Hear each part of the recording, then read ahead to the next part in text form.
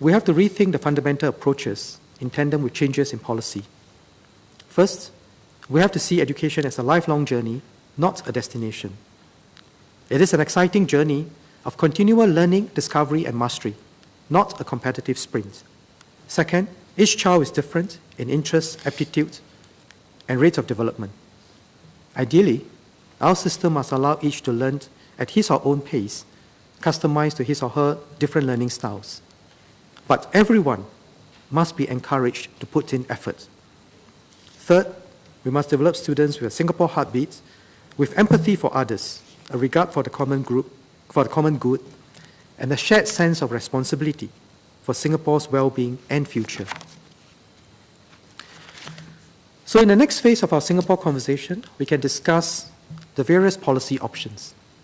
I want to say that whatever we do, we must be deliberate and thoughtful about what we need to change, how fast we can change, and how far we can sustain these changes.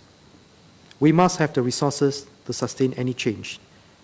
I've been watching the debates on resources in various countries, and countries that have started with a big bang have had to now have very painful changes in order to cut back.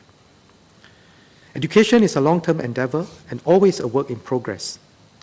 And the results of our action today, good or bad, are evident only many years down the road. So even as we address current issues, we must be as thoughtful as we possibly can.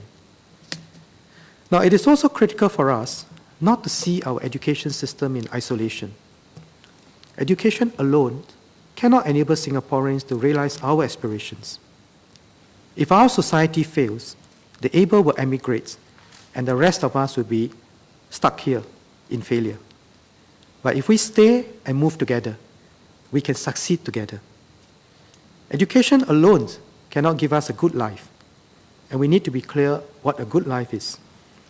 If a good life is simply about getting ahead of others and achieving the 5 Cs, cash, condo, cars, credit card, and country club, the competitive pressure in the workplace will define how we as parents and teachers view education. Then no amount of changes in the education system can alter the reality of each of us chasing after material and positional goods. We cannot have broader definitions of success in education without our society accepting broader definitions of success in life.